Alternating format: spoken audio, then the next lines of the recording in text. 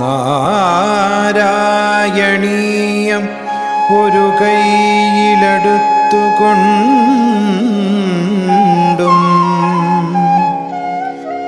മറുകൈയിലുള്ള നറുവെണ്ണ നുകർന്നുകൊണ്ടും തന്നാശ്രിതർക്ക് തുണയായി വിളങ്ങിടുന്ന നാരായണീയ ഗുരുവായൂരപ്പ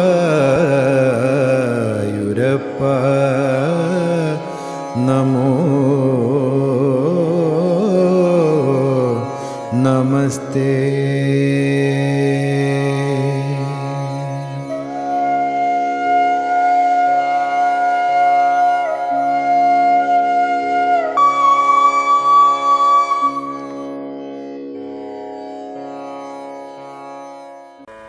പത്താമത്തെ ശ്ലോകം ദ്രുത വിളംബിതം വൃത്തത്തിലാണ്. ഈ ഒരൊറ്റ ശ്ലോകത്തിലൂടെ ഇക്ഷ്വാകു വംശത്തിൽ ഉണ്ടായ ഇക്ഷ്വാകുവിന്റെ മകനായിട്ടുള്ള നൃഗ രാജാവിന് ഭഗവാൻ കൊടുത്ത മോക്ഷം, ആ ഒരു കഥ ഈ ഒരൊറ്റ ശ്ലോകത്തിലാക്കി വർണ്ണിക്കുകയാണ്. ഒരിക്കൽ ഭഗവാന്റെ കുട്ടികളായിരുന്ന, അതായത് ഭഗവാന്റെ മക്കളൊക്കെ കുട്ടികളായിരുന്ന സമയത്തെ കഥയാണ് പറയുന്നത്. ഇവർ തങ്ങളുടെ കൊട്ടാരത്തിന്റെ വളപ്പിലെ ഒരു കിണറ്റിൽ ഒരു ഓന്തിനെ കണ്ടു. അപ്പൊ ആ ഓന്തിനെ പുറത്തെടുക്കാൻ അവർ ശ്രമിച്ചു, പക്ഷെ സാധിച്ചില്ല. അപ്പോഴാണ് ഭഗവാൻ അവിടെ എത്തിയത്.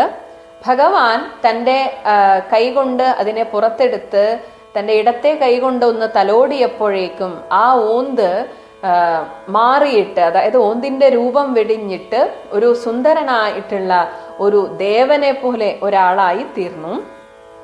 അപ്പൊ ഭഗവാൻ എല്ലാം അറിയാം എങ്കിൽ പോലും ആ രാജാവിനോട് അല്ലെങ്കിൽ ആ ഒരു പുരുഷനോട് ചോദിക്കുകയാണ്, അങ്ങ് ആരാണ്, എങ്ങനെയാണ് ഈ ഓന്തിന്റെ രൂപത്തിൽ ഇവിടെ എത്തിച്ചേർന്നതെന്ന്.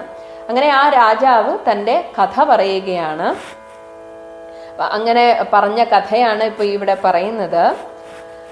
ദ്വിജ ഋഷ കൃകലാസ വപുഹൂധരം കൃകലാസ വപുർധരം നൃഗ നൃപം ത്രിദിവ ആലയം ആപയൻ ത്രിദിവാലയമാപയൻ നിജ ജനേ ദ്വിജഭക്തിം അനുത്തമാം ഉപദിശൻ ദ്വിജഭക്തിം അനുത്തമാം ഉപദിശൻ പവനേശ്വര പാഹിമാം.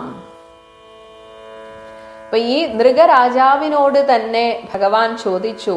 അപ്പോ നൃഗരാജാവ് പറയാണ്, അദ്ദേഹം വലിയൊരു ദാനശീലനായിരുന്നു. തൻ്റെ പലപ്പോഴായിട്ട് താൻ സമ്പാദിച്ചു വന്ന പശുക്കളെയും എല്ലാ വസ്തുവകകളെയും പരമാവധി അദ്ദേഹം ദാനം ചെയ്യും. അത് കഴിഞ്ഞ് വീണ്ടും ഇതിനെയൊക്കെ സമ്പാദിക്കും, വീണ്ടും ദാനം ചെയ്യും. എന്നാൽ ഒരിക്കൽ ഇദ്ദേഹം ദാനം ചെയ്ത പശുവിനെ തന്നെ വീണ്ടും മറ്റൊരു ബ്രാഹ്മണന് ദാനം ചെയ്തു. ഒരിക്കൽ ഒരു ബ്രാഹ്മണന് ദാനം ചെയ്തതായിരുന്നു, പക്ഷെ എങ്ങനെയോ അതെങ്ങനെയാണ് വന്നു ചേർന്നതെന്ന് ഈ രാജാവിന് പോലും അറിയില്ല. അങ്ങനെ ഒരു ബ്രാഹ്മണന് ദാനം ചെയ്താൽ പിന്നെ ആ പശു ആ ബ്രാഹ്മണന്റെ ആയി. പക്ഷെ എങ്ങനെയോ കൂട്ടം തെറ്റിയിട്ട് രാജാവ് പിന്നീട് സമ്പാദിച്ച ആ ഒരു പശു കൂട്ടത്തിലേക്ക് ഈ പശുവും എത്തിച്ചേർന്നു. ഇതറിയാതെ രാജാവ് ഈ പശുവിനെ മറ്റൊരു ബ്രാഹ്മണന് ദാനം ചെയ്തു. അങ്ങനെ ആ ബ്രാഹ്മണൻ ഈ പശുവിനെ കൊണ്ടുപോകുന്ന സമയത്ത് ആദ്യം ദാനമായി കിട്ടിയ ബ്രാഹ്മണൻ തടഞ്ഞിട്ട് പറഞ്ഞു, ഇത് എനിക്ക് ദാനം കിട്ടിയതാണ്, അപ്പൊ ഇത് എൻ്റെ സ്വത്താണ്, ഇതിനെ നിങ്ങൾ എങ്ങനെ കൊണ്ടുപോകും എന്ന് ചോദിച്ച് അവർ തമ്മിൽ വഴക്കുകൂടി. അങ്ങനെ രാജാവിന്റെ അടുത്തെത്തി. അപ്പൊ രാജാവാകെ ധർമ്മസങ്കടത്തിലായി. ഇത് ആർക്ക് കൊടുക്കും? രണ്ടുപേരും പറയുന്നത് സത്യമാണ്. അങ്ങനെ രാജാവ് ആകെപ്പാടെ വിഷമത്തിലായിട്ട് അവരോട് പറഞ്ഞു, നിങ്ങൾക്ക് ഒരാളോട് പറഞ്ഞു, ഞാൻ ആരെങ്കിലും ഒരാളൊന്ന് വിട്ടുകൊടുക്കൂ, ഞാൻ നിങ്ങൾക്ക് പൈസ തരാം, ഇത്ര ലക്ഷം പൈസ തരാം എന്നൊക്കെ പറഞ്ഞു. പക്ഷെ ബ്രാഹ്മണൻ പറഞ്ഞു, അതൊന്നും വേണ്ട, എനിക്ക് പശുവിനെ മതി എന്ന് രണ്ടുപേരും പറഞ്ഞു. അങ്ങനെ ഈ ഒരു വിഷമത്തിൽ രാജാവ് മരിച്ചു പോകുന്നു എന്നാണ് പറയുന്നത്. അങ്ങനെ മരിച്ചിട്ട് യമലോകത്ത് എത്തിയ സമയത്ത് യമൻ പറഞ്ഞുവത്രേ, രാജാവേ, അങ്ങ് ചെയ്ത ദാനധർമ്മത്തിന്റെ ആ ഒരു ഫലമായിട്ട് ഒരുപാട് പുണ്യം അനുഭവിക്കാൻ കിടക്കുന്നു. എന്നാൽ അതിനിടയിൽ ഒരു കഷായം പോലെ അങ്ങേക്ക് കുറച്ച് നരക തുല്യമായിട്ടുള്ള ഒരു ജീവിതവും ഉണ്ട്. ഇതിലേതാണ് ആദ്യം വേണ്ടത് എന്ന് ചോദിച്ചപ്പോ രാജാവ് പറഞ്ഞു, പാപം കുറച്ചല്ലേ ഉള്ളൂ, എനിക്ക് ആദ്യം അത് മതി എന്ന് പറഞ്ഞു. അങ്ങനെയാണ് ഒരു ഓന്തിന്റെ രൂപത്തിൽ ഇദ്ദേഹം ഇവിടെ ഭൂമിയിൽ കിടന്നത്. അങ്ങനെ ഈ യമധർമ്മൻ അദ്ദേഹത്തിന് ഒരു അനുഗ്രഹം കൊടുത്തിരുന്നു. ആ ഒരു ദ്വാരകയിൽ ദ്വാപര യുഗത്തിൽ ഭഗവാൻ കൃഷ്ണൻ വന്ന് അവതരിക്കുമ്പോൾ ആ ഭഗവാന്റെ കൈ അങ്ങയുടെ മേൽ പതിക്കുമ്പോൾ അങ്ങക്ക് അങ്ങയുടെ രൂപം തിരിച്ചു കിട്ടുകയും പിന്നീട് ഇങ്ങക്ക് തിരിച്ചു വന്നിട്ട് ഈ സ്വർഗലോകത്തെ അങ്ങക്ക് അനുഭവിക്കാം എന്നും പറഞ്ഞിരുന്നു. അപ്പൊ ഈ ഒരു കഥ വളരെ ചുരുക്കിയിട്ട് ഒന്നും പറയുന്നില്ല. ആകെ ഒരു ബ്രാഹ്മണന്റെ ഒരു കോപത്താൽ ഇങ്ങനെ ഒരു ഓന്തിന്റെ രൂപം സ്വീകരിച്ചു എന്ന് മാത്രമേ പറയുന്നുള്ളൂ. എന്നാൽ ഭാഗവതത്തിൽ ഇത് വളരെ വിശദമായിട്ട് പറയുന്നുണ്ട്. അതാണ് ദ്വിജ ഋഷ, ദ്വിജൻ ബ്രാഹ്മണൻ, ബ്രാഹ്മണന്റെ ഋഷ കോപത്താൽ അവരുടെ ഒരു ശാപം മൂലം കൃകലാസം ഒരു ഓന്തിന്റെ വപുഹു ശരീരം ധരിക്കേണ്ടി വന്ന നൃപം ആ നൃഗ രാജാവിനെ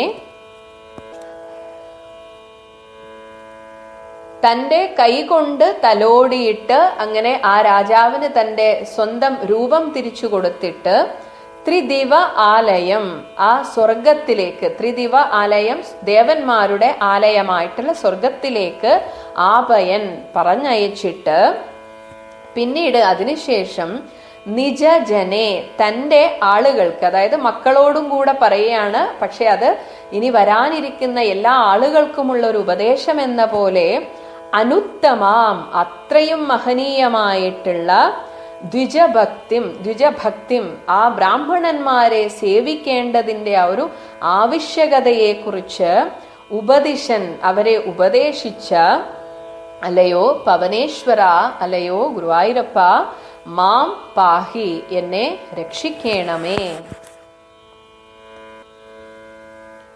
അപ്പോൾ ബ്രാഹ്മണ കോപത്താൽ ഓന്തായിട്ട് മാറിയ ആ രാജാവിന് തന്റെ കരസ്പർശത്താൽ ആ രൂപം തിരിച്ചു കൊടുത്തിട്ട് ആ രാജാവിനെ സ്വർഗത്തിലേക്ക് പറഞ്ഞയച്ച ആ ഗുരുവായൂരപ്പൻ, ആ ഭഗവാൻ കൃഷ്ണൻ തന്റെ മക്കളെ സാക്ഷിയാക്കിയിട്ട് ഈ ലോകത്തോട് ബ്രാഹ്മണന്മാരുടെ മഹത്വത്തെക്കുറിച്ചും അവരെ നമ്മൾ എങ്ങനെ അവരെ ബഹുമാനിക്കണം എന്നതിനെ കുറിച്ചും പറഞ്ഞു കൊടുക്കുന്നുണ്ട്. ഇപ്പൊ ഭാഗവതത്തിൽ ഇതിനെക്കുറിച്ച് വളരെ വ്യക്തമായി പറയുന്നു. ബ്രഹ്മസ്വം, അതായത് ബ്രാഹ്മണന്റെ സ്വത്ത് എന്ന് പറയുന്നത് അത് ബ്രാഹ്മണന്റെ സമ്മതമില്ലാതെ സ്വന്തമാക്കിയാൽ അത് സ്വന്തമാക്കുന്നവന്റെ 3 തലമുറ നശിച്ചു പോകുമെന്നാണ് പറയുന്നത്. അതേസമയം പിടിച്ചു പറിക്കുകയാണെങ്കിൽ മുൻപും പിൻപുമുള്ള 10 തലമുറ നശിച്ചു പോകുമെന്നാണ്. അതുപോലെ തന്റെ രാജശ്രീ കൊണ്ട് ഒരു രാജാവ് ആ രാജാവിന്റെ ഒരു അഹങ്കാരം കൊണ്ട് ആ ബ്രാഹ്മണന്റെ സ്വത്തിനെ അപഹരിച്ചാൽ സ്വയം നശിക്കാനുള്ള ഒരു വഴിവെട്ടി എന്ന് അർത്ഥമാക്കിക്കൊള്ളുക. അപ്പൊ ഇങ്ങനെ ബ്രാഹ്മണന് താനോ അന്യനോ നൽകിയ ധനം അപഹരിക്കുന്നവൻ 65,000 വർഷം മലത്തിലെ കീടമായി കഴിയേണ്ടി വരും എന്നാണ്. അപ്പൊ അതുകൊണ്ട് ഒരിക്കലും ഒരു ബ്രാഹ്മണന്റെ സ്വത്തിൽ ആശ തോന്നാതിരിക്കണം. അത് സർവ ഐശ്വര്യത്തെയും നശിപ്പിക്കുന്നതും ആയുസ്സിനെ ക്ഷയിപ്പിക്കുന്നതും ആണ്. പിന്നീട് പാമ്പായിട്ട് ജനിക്കും എന്നാണ് പറയുന്നത്. അപ്പൊ ഒരുപക്ഷെ ഇനിയിപ്പോ ബ്രാഹ്മണൻ തെറ്റോ വധമോ ശാപമോ എന്തെങ്കിലും ചെയ്താൽ കൂടി ആ ബ്രാഹ്മണനെ ദ്രോഹിക്കരുത് എന്നാണ് പറയുന്നത്. ബ്രാഹ്മണനെ നമിക്കുക മാത്രമേ പാടുള്ളൂ, അല്ലെങ്കിൽ ഈശ്വരന്റെ ശിക്ഷയ്ക്ക് പാത്രമായി തീരും എന്നാണ് പറയുന്നത്. അപ്പൊ അതാണ് അറിയാതെ പോലും ആ ബ്രാഹ്മണന് നൽകിയ പശുവിനെ എങ്ങനെയോ ആ പശുക്കൂട്ടത്തിൽ വന്നതാണ്. അത് ഒരു അപഹരണമായിട്ട്, അതാണ് അറിവില്ലായ്മ കൊണ്ട് വന്നിട്ട് പോലും ആ മൃഗരാജാവിന് ഓന്തായിട്ട് കുറെ നാൾ കഴിയേണ്ടി വന്നു. അതുകൊണ്ട് ബ്രാഹ്മണന്റെ സ്വത്തിനെ, ബ്രഹ്മസ്വത്തെ അത് ആരും അപഹരിക്കാൻ പാടില്ല. അത് തൻ്റെ നാശത്തിന് വഴിതെളിക്കും. അതുകൊണ്ട് ബ്രാഹ്മണന്മാരെ എല്ലായ്പ്പോഴും ആദരിക്കേണ്ടത് അത്യാവശ്യമാണ് എന്ന് ഭഗവാൻ ഈ കുട്ടികളോട് പറഞ്ഞു കൊടുക്കുന്നത് പോലെ ഈ ലോകത്തിന് ഉപദേശിച്ചു കൊടുത്തു. ഇങ്ങനെയൊക്കെ ഉപദേശിച്ചല്ലയോ ഗുരുവായൂരപ്പ എന്നെ അവിടുന്ന് രക്ഷിക്കണമേ എന്ന് പറഞ്ഞുകൊണ്ടാണ് ഈ ഒരു ദശകം അവസാനിപ്പിക്കുന്നത്. സർവത്ര ഗോവിന്ദ നാമ സങ്കീർത്തനം, ഗോവിന്ദ ഗോവിന്ദ. ശ്ലോകം 10. ദ്വിജരുഷാകൃകലാസവബുർധരം നൃഗനൃപം ത്രിദിവാലയമാപയൻ നിജജനേ ദ്വിജഭക്തിമനുത്തമാം ഉപദിശൻ പവനേശ്വര പാഹി മാം. സർവത്ര ഗോവിന്ദ നാമ സങ്കീർത്തനം, ഗോവിന്ദ ഗോവിന്ദ. ഹരിശരണം. എല്ലാ സജ്ജനങ്ങൾക്കും നമസ്കാരം, എല്ലാ ഉപാസകർക്കും പ്രണാമം. ശ്രീ ഗുരുവായൂരപ്പനെയും വ്യാസനെയും ഭട്ടപാദരെയും നമസ്കരിക്കുന്നു. പൂർവികരെയും അതുപോലെ ഗുരുക്കന്മാരെയും സ്മരിക്കുന്നു. എല്ലാ ദൈവിക ശക്തികളെയും പ്രണമിക്കുന്നു. ദശകം 82. ആ ദശകത്തിലെ അവസാനത്തെ ശ്ലോകമാണ് 10. വളരെ രസകരമായ ഒരു സന്ദേശം ഈ ഒരു ശ്ലോകത്തിൽ കൂടി തരുന്നുണ്ട്. എന്താണെന്ന് വെച്ച് കഴിഞ്ഞാൽ, ജീവിതത്തിലെ പ്രധാന ഒരു കാര്യമാണ് പറഞ്ഞ വാക്ക് പാലിക്കുക എന്നുള്ളത്. അഥവാ പാലിക്കാൻ സാധിച്ചില്ലെങ്കിൽ അത് അറിയിക്കേണ്ടവരെ സമയാസമയത്ത് അറിയിക്കാനും നമുക്ക് സാധിക്കണം. അല്ലെങ്കിൽ വാക്കു പാലിക്കാത്തവൻ എന്ന ഒരു അപമാനം, ദുഷ്പേരുണ്ടാവാൻ സാധ്യതയുണ്ട്. അതുകൊണ്ടാണ് ഭഗവാന്റെ പേര് ഗോപാലൻ എന്ന് പറയുമ്പോൾ ഗോ എന്നുള്ള വാക്കിന് പശു എന്ന് മാത്രമല്ല മറ്റൊരർത്ഥം കൂടി, മറ്റ് പല അർത്ഥങ്ങളിൽ ഒരർത്ഥം വാക്ക് എന്നാണ്. അപ്പോൾ വാക്കു പാലിക്കുന്നവൻ എന്നൊരു വ്യാഖ്യാനം കൂടി അതിന് കൊടുക്കേണ്ടതായിട്ട് വരും. ഇവിടെ പ്രസിദ്ധനായിരിക്കുന്ന നഗരാജാവിൻ്റെ കഥ പറയുകയാണ്. അദ്ദേഹം ധാരാളം പശുക്കളെ ബ്രാഹ്മണന്മാർക്ക് ദാനം ചെയ്യാറുണ്ടായിരുന്നു. നല്ലൊരു കാര്യമാണ്. പക്ഷേ ഒരു ബ്രാഹ്മണന് ദാനം ചെയ്ത ഒരു പശു ബ്രാഹ്മണൻ്റെ ഗൃഹത്തിൽ നിന്ന് തിരിച്ച് കൊട്ടാരത്തിലെ ഗോശാലയിലേക്ക് വന്നുപെട്ടു. ആ പശുവിന് വീണ്ടും വേറൊരു ബ്രാഹ്മണന് ദാനം കൊടുത്തു. ആ രണ്ട് ബ്രാഹ്മണന്മാർ തമ്മിൽ തർക്കമായി. രണ്ടു പേർക്കും ആ പശുവിനെ വേണം. ഭഗവാൻ രാജാവ് വല്ലാതായി. പറഞ്ഞു ഇത്രേ, ഇതിന് പകരം വേറെ പശുക്കളെ തരാമെന്ന്. അത് സമ്മതിച്ചില്ല എന്ന് മാത്രമല്ല, കൊടുത്ത പശുവിനെ നഷ്ടപ്പെട്ടതായ ബ്രാഹ്മണൻ്റെ ശാപം ഉണ്ടായി. നഗരാജാവിന് ഓന്തായി തീരട്ടെ എന്ന്. അങ്ങനെ ഓന്ത് രൂപത്തിൽ കഴിച്ചുകൂടേണ്ടി വന്നു കുറേ കാലം നഗരാജാവിന്. സന്ദർഭവശാൽ അത് പറയുന്നത് ദ്വാരകയിൽ ഉണ്ടായിരുന്നൊരു കിണറ്റിലാണ് വീണതെന്നൊക്കെ പറയാറുണ്ട്. ഒരു ദിവസം ശ്രീകൃഷ്ണപുത്രന്മാർ സാമ്പൻ അതുപോലെ പ്രദ്യുമ്നൻ തുടങ്ങിയിട്ടുള്ളതായ എല്ലാവരും കളിച്ചുകൊണ്ടിരിക്കുമ്പോൾ ആ കിണറ്റിൽ വിചിത്രമായ വലിയൊരു ഓന്തിനെ കണ്ടപ്പോൾ അതിനെ മോചിപ്പിക്കണം എന്നൊക്കെ വിചാരിച്ചു. പക്ഷെ അവർക്ക് സാധിച്ചില്ല. അവർ ശ്രീകൃഷ്ണ ഭഗവാനെ വിവരം അറിയിച്ചു. അദ്ദേഹം വന്ന് അദ്ദേഹത്തിൻ്റെ കൈ നീട്ടി, ഇടത്തെ കൈ എന്ന് പറയും, നീട്ടി ഒന്ന് സ്പർശിച്ചോട് കൂടിയിട്ട് ഓന്ത് രൂപം മാറി രാജാവായി അദ്ദേഹത്തിനെ കിണറ്റിൽ നിന്ന് മോചിപ്പിച്ചു. അപ്പം അദ്ദേഹം പറഞ്ഞു, ഇങ്ങനെ സംഭവം ഉണ്ടായി, ഇതാ ഈ ഒരു കഥയുണ്ടായി എന്ന് ഭഗവാനോട് പറഞ്ഞ് ഭഗവാനെ ശരണം പ്രാപിച്ചപ്പോൾ അത് രാജാവ് അവിടുന്ന് ഭഗവത് സ്പർശം, കരസ്പർശം കൊണ്ട് തന്നെ സ്വർഗപ്രാപ്തി സിദ്ധിച്ചു എന്ന് പറയുകയാണ് നഗരാജാവൻ. നോക്കൂ, എവിടെയൊരു ദോഷം, നല്ല ഉദ്ദേശത്തോട് കൂടിയിട്ടാണ് പശുക്കളെ ദാനം ചെയ്തത്. പക്ഷേ ഒരു സന്ദർഭത്തിൽ ഒരു ശാപം ഏൽക്കേണ്ടി വന്നു. ആ ശാപം ഏൽക്കേണ്ടി വന്നത് ഒരു ഓന്തായിട്ടാണ്. നമുക്കറിയാം, ഓന്ത് നിറം മാറുന്നൊരു ജന്തുവായിട്ടാണ് കണക്കാക്കിയിട്ടുള്ളത്, വാക്കുമാറ്. പക്ഷേ ആ സൽപ്രവൃത്തിയുടെ ഫലമായിട്ട് ഓന്തായിട്ട് ജനിച്ചിട്ട് പോലും ഭഗവന്റെ തൃക്കൈകളെ കൊണ്ട് മോചനം കിട്ടാനുള്ള യോഗം, ആ കർമ്മത്തിൻ്റെ ഗുണമാണ്. സ്വർഗപ്രാപ്തിയും സാധിച്ചു. സൽപ്രവൃത്തികൾ നിഷ്ഫലമാവില്ല എന്നുള്ളത് നമ്മൾ മനസ്സിലാക്കുന്നത് നല്ലതാണ്. അങ്ങനെ ആ നഗരാജാവിനെ മോചിപ്പിച്ചിട്ട് തൻ്റേതായ യാദവരോടും എല്ലാവരോടും ബ്രാഹ്മണ ഭക്തിയുടെ പ്രാധാന്യം പറഞ്ഞു കേൾപ്പിച്ചു അത്രേ. എല്ലാവരോടും യാദവർക്ക് ഉപദേശിച്ചു കൊടുത്തപ്പോൾ ഭട്ടതിരിപ്പാട് സൂചിപ്പിക്കുകയാണോ എന്നറിയില്ല, ഞാനും ഒരു ബ്രാഹ്മണനാണല്ലോ എന്ന തരത്തിലുള്ളതായ സൂചന ഉണ്ടോ എന്നറിയില്ല.